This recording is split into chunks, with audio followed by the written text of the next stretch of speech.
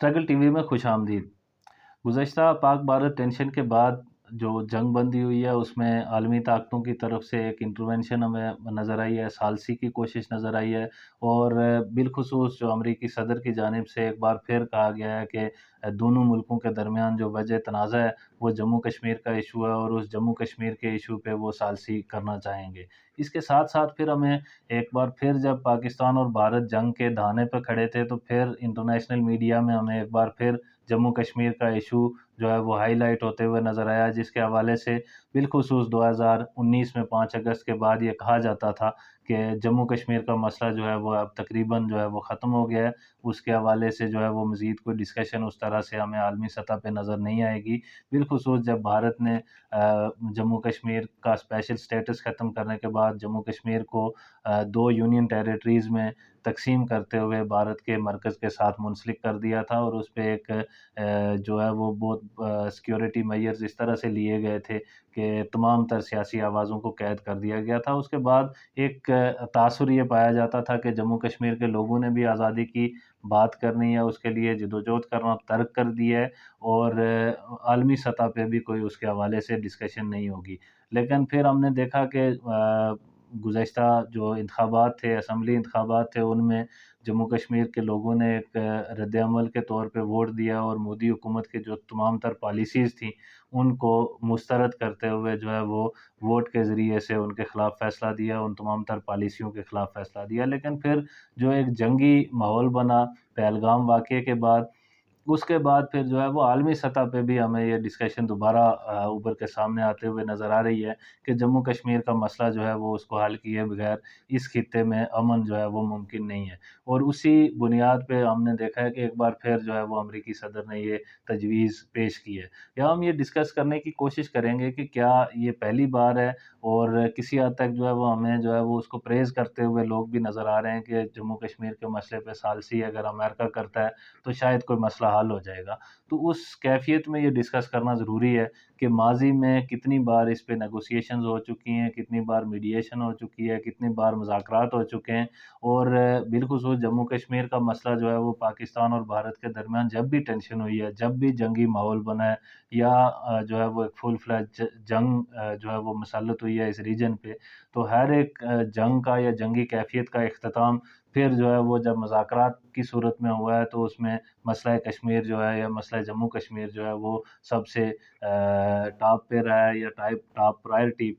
پہ جو ہے وہ ہمیں نظر آیا ہے۔ تو اس حوالے سے دیکھنا ضروری ہے کہ جموں کشمیر 1947 سے جموں کشمیر کے لوگوں کو حق خود ارادیت نہیں دیا گیا، ان کا مستقبل کا فیصلہ کرنے کا اختیار نہیں دیا گیا، بلکہ دونوں اطراف جو ہے وہ پاکستان اور بھارت کی فورسز جو ہیں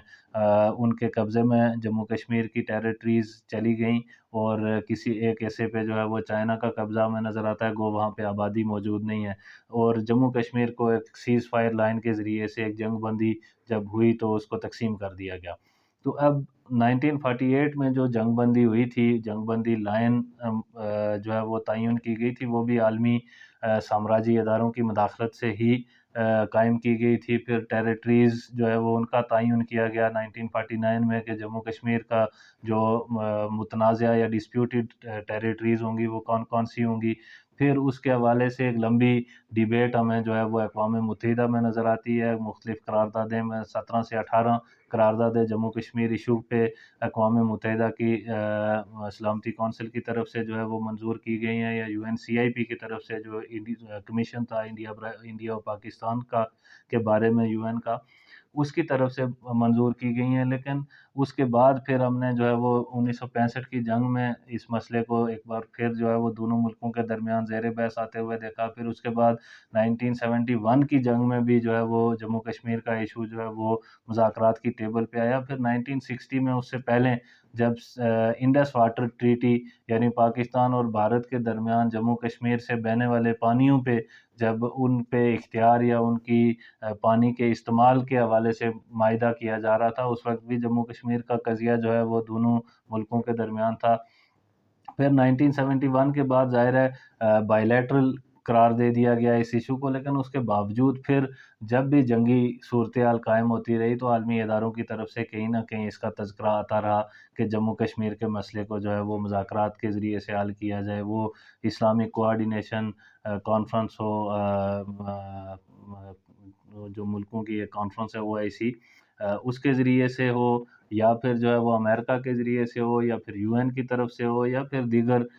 سامراجی ملکوں کی طرف سے ہو، کہیں نہ کہیں جموں کشمیر کا مسئلہ جو ہے وہ ٹیبل پہ ڈسکس ہوتا رہا۔ اور سب سے اہم جو 2001 میں جب پاکستان اور بھارت کے درمیان جو ہے وہ ایک بار پھر جنگی ٹینشن بنی تھی،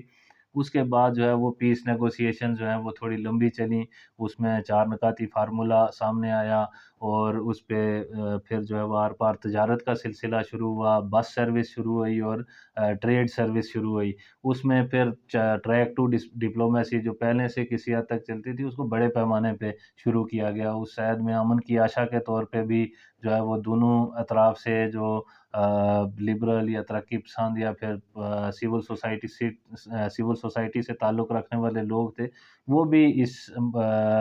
دونوں ملکوں کے درمیان جو تنازعات تھے ان کو حل کرنے کے حوالے سے کہیں متحرک ہمیں نظر آئے۔ پھر ٹریک ٹو ڈپلومیسی اور بیک ڈور ڈپلومیسی کا سلسلہ جو ہے وہ طویل عرصے تک جاری رہا، لیکن ان تمام ادوار میں، ان تمام تر مذاکرات میں، ان تمام تر امن کی کوششوں میں جموں کشمیر کے لوگ، جموں کشمیر کے لوگوں کی نمائندگی کہیں پہ بھی اس طرح سے سامنے نہیں آئی ہے، ان کو کنسیڈر کبھی بھی نہیں کیا گیا، اور کبھی بھی اس حوالے سے کوئی بہت بات چیت کوئی بہت زیادہ آگے نہیں بڑھی کہ جموں کشمیر کے لوگوں کو رائٹ آف سیلف ڈٹرمنیشن دیا جائے، جموں کشمیر کے لوگوں کو یہ فیصلہ کرنے کا حق دیا جائے کہ جموں کشمیر کے لوگ جو ہے وہ کس طرف جائیں گے۔ اقوام متحدہ میں ان کے پاس 2 آپشن ہیں، وہ پاکستان یا بھارت